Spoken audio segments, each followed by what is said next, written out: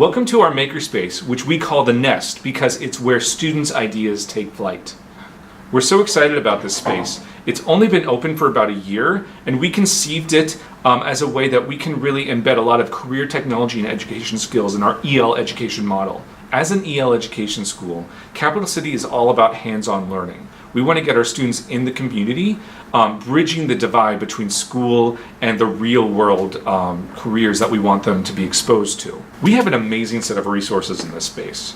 However, we're really at the very beginning of our initiative.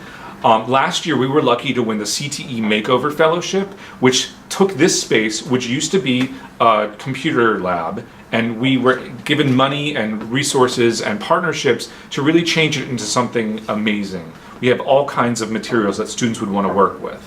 However, there's a lot of barriers that are impacting the way we can make our vision a reality. In our most recent library and technology survey, the majority of teachers said that they didn't even know how to use this makerspace to integrate it in their curriculum.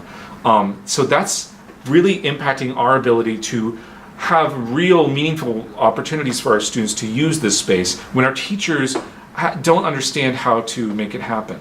So what we need to do is build the capacity, both of our students, but also of our teachers.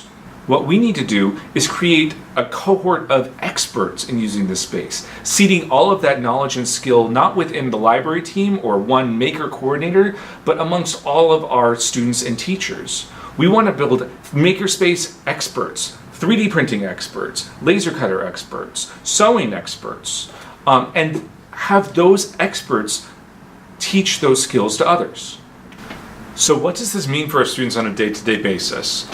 Ultimately, we want this space to be seen by all students as a centralized hub for where they can make their ideas a reality.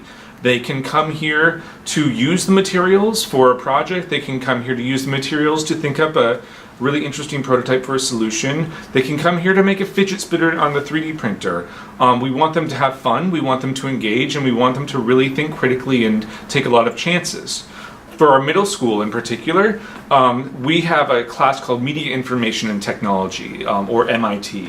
It's where students learn all of the technology skills that they might need, and we're really making a concerted effort to embed all kinds of making projects into those classes. We're also hoping to offer a lot of out-of-school opportunities for our students, both middle and high school, to use this space. We're going to partner with some educational innovators who will lead classes for our students on design projects and how to use our laser cutter, addressing a lot of math skills through making. But the biggest thing is our 8th grade expedition.